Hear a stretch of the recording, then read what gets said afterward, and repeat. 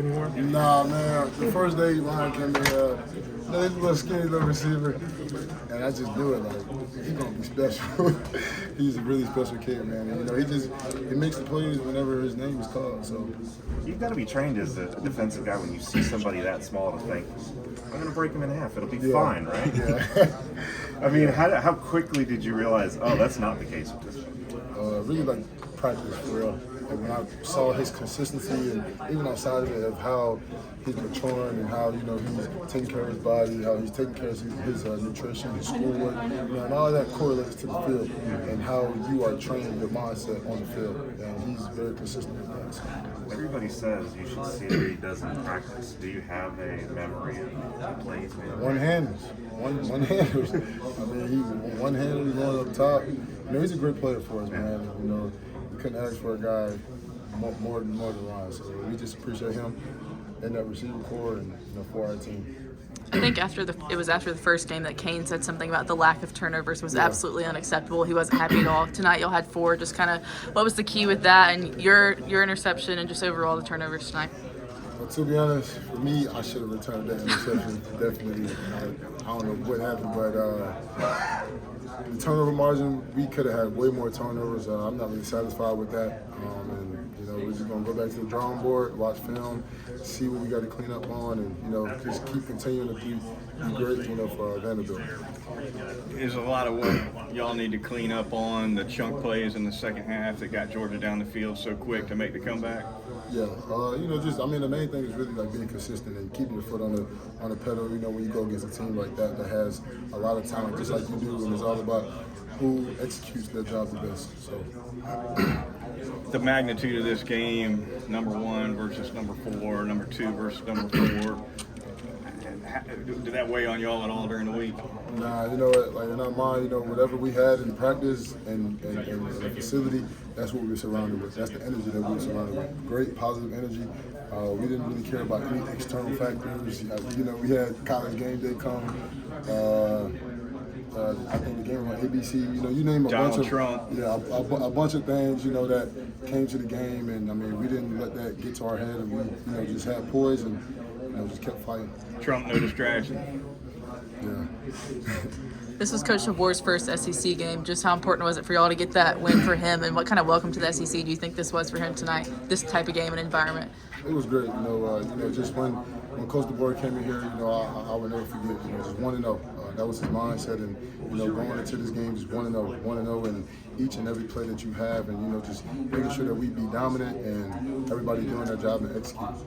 What was the moment like for y'all on the sideline after you just given up the lead? That play with Jaylen and Ryan for Alabama to get back the lead. What was it like for the defense on the sideline? I was in awe. I was shocked. My mouth was open. I was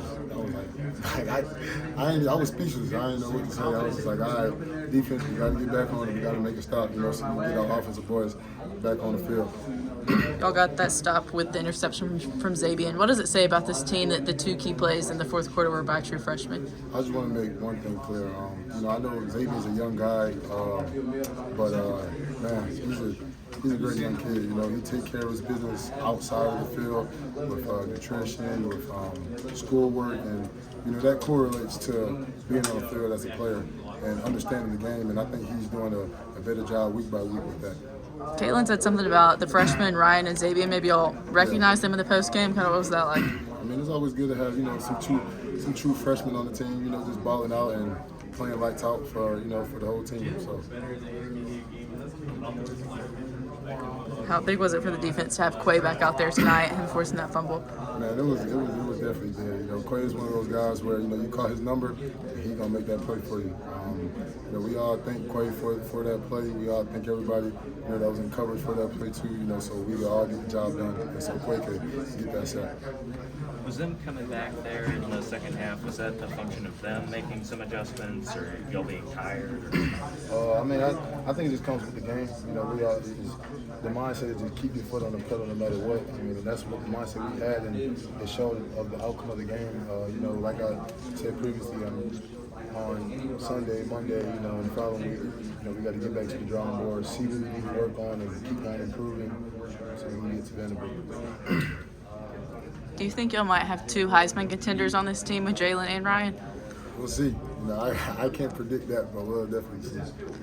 Jihaad, what did you see in that first half interception? Looked like you were kind of bracketing on the inside there, and Beck kind of just threw it back to you, looking for the receiver behind. Yeah, so I was just in the zone drop and just really like vision on cue, and I kind of really like baited him. I made him think that I was turning another way, and then I turned back, caught the pick. I should have returned it. I'm really mad about that for real. But next play. Do you think you'll find the end zone eventually this year? Definitely, a few times. Okay. Definitely. We'll see about that.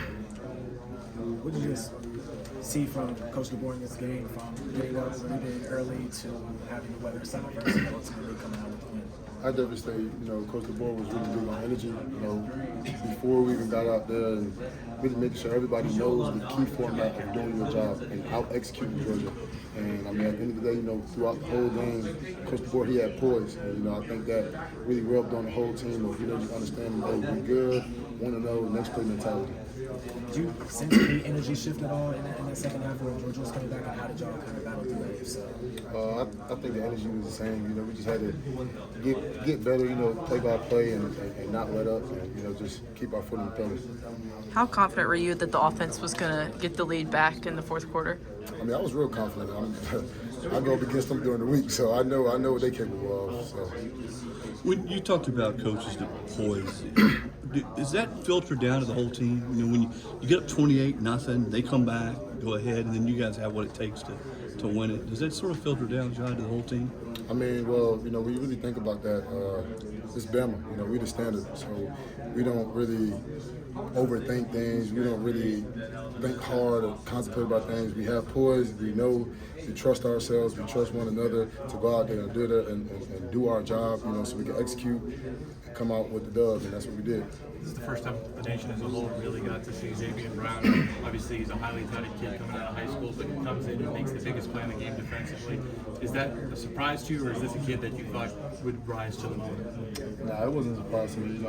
I see him in practice when he's locked in, and he's communicating with me with any checks or calls that we have. And just as a youngin, I see him growing. I see him understanding the defense, and I mean that's what a true freshman does. So.